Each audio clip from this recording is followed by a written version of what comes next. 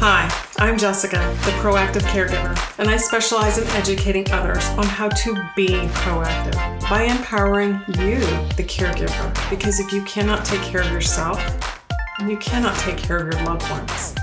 And in some cases, taking care of yourself may be setting boundaries. I set them, and some of them I've had to push past the boundary.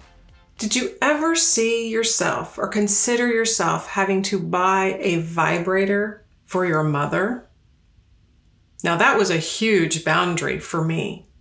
And I can tell you, a few years ago, I said, no way, hell no, never, ever gonna, no, just no, hard stop. And then as the years passed and I saw this change in Mom, I saw her as a woman living with dementia, and I saw the challenges that it put on her mentally, physically, emotionally, spiritually, and yes, even sexually.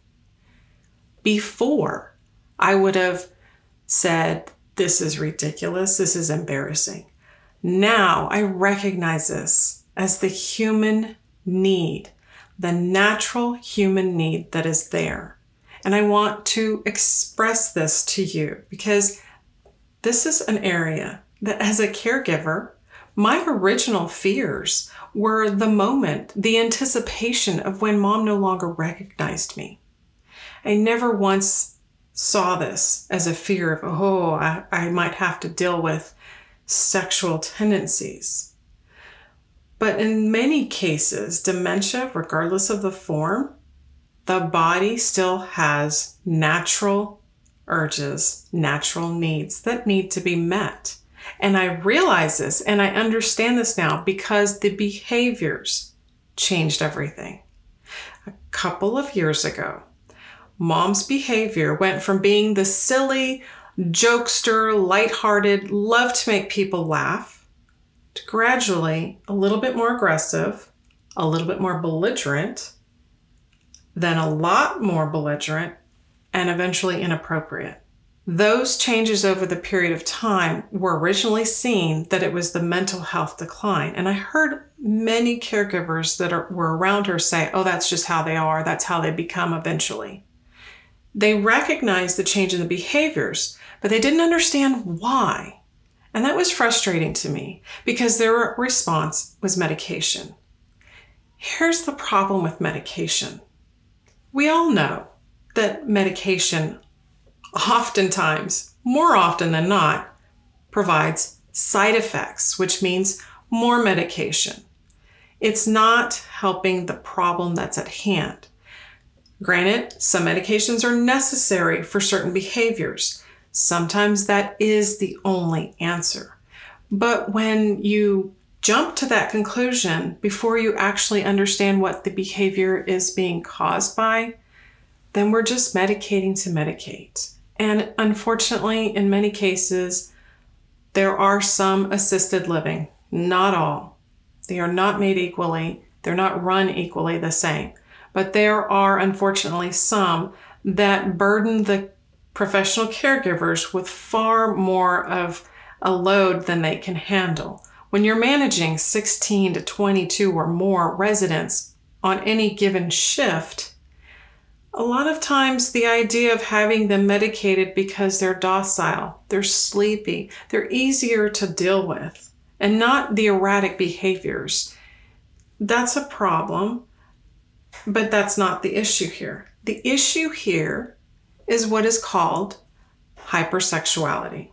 These changes that were happening with Mom and the behavior that was proving these changes were going closer and closer to this more aggressive problem is because her body in itself was in this fight or flight mode.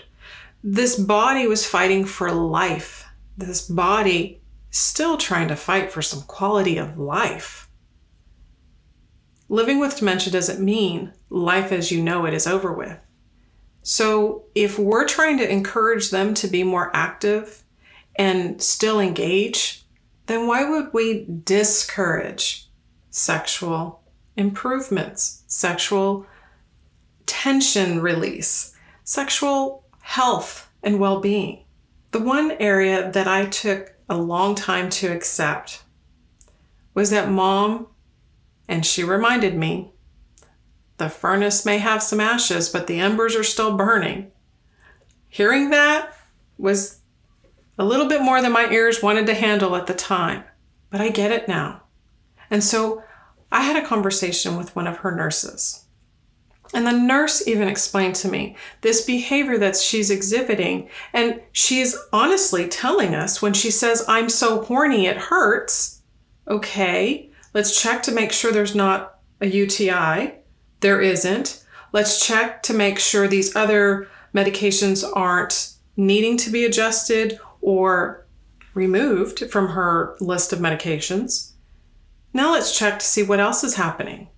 I noticed the days that Mom was being overly aggressive with the sexual conversation, she hadn't had exercise in days. Boredom is one thing. She always told me idle hands, idle minds gets you in trouble.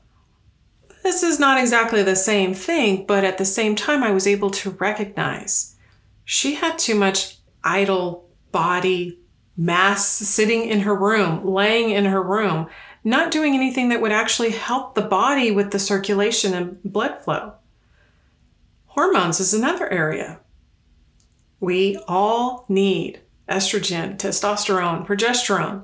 She's staying up all night. She's not sleeping well. She's not exhausting. She's not physically exhausted. She's not mentally exhausted. And with this sexual tension building, you're going to be staying up throughout the night. It's going to be something that bothers you. And so at this point, recognizing that she is in fact a woman with needs, she's not just my mother, she is a woman with needs. Something had to be done other than just giving her more medication. So we made an agreement. If I can provide the supplies, then I can help contribute. The nurse would help provide her with a safe environment, privacy, shower days, however it was handled, that she would be able to have some sexual tension release. This works. Ironically, within days of finally getting Mom to adapt to this, I get a text from the nurse saying, Operation Vibration was a hit. And Pablo gets a gold star. Yes, and for those of you who are named Pablo, I must apologize, but it's given in a term of endearment because Mom went from being very much so against this, her own ideas of what sexual expression meant, kept her from actually accepting this as a possible result, possible way to open up and actually release. Having this new opportunity, this new toy, made her the happiest woman you can imagine. I can tell you that she went from the grumpy scowls to smiling and glowing, wanting to tell everybody, fortunately in her residential area, what new toys she had and how wonderful Pablo is. We had to have some ground rules about when he can come out and when he can't come out. But the difference was the behavior changed drastically. There was no need for a medication adjustment. There was a need for physical movement. There was a need to let the energy flow. And her appetite did improve after this. I know it sounds absolutely bizarre. I never thought I would be buying my own mother a vibrator, but at this point in time, I am so glad I did because I saw the difference it made in her. I saw the changes that helped her have a little bit of quality of life return to her.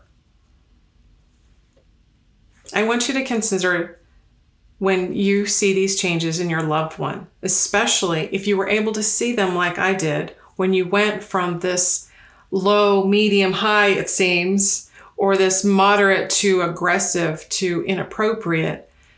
This is, yes, it is a change in the deterioration of the brain. It's the change in stages of dementia. That is the first clue, but it is also a clue for you to understand these changes means it's time to adapt. It's time to change how we care and what needs to be done. Please do not let everything become about medication. That may be the easy, simple route for many. The industry certainly makes money off of that. But for the human need, we are, after all, still human. And to deny that and to make them feel that they do not matter, that their needs are not important, and in some cases, they still experience body image.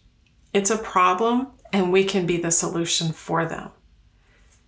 There has to be guidelines, there has to be conversations, there has to be understanding and agreement, however it is done. But starting that conversation is the first thing. It is a hard conversation to have. It is very awkward, and I will tell you, in most cases, it will be that TMI, and you don't want these images in your head. But when you see them smile, and you see the difference in their demeanor, and they know they are happy, they feel happy, it's coming off of them like getting your hair done or getting your nails done, or just having an interaction that people understand you, it makes a huge difference. So please consider that when it comes to your loved one.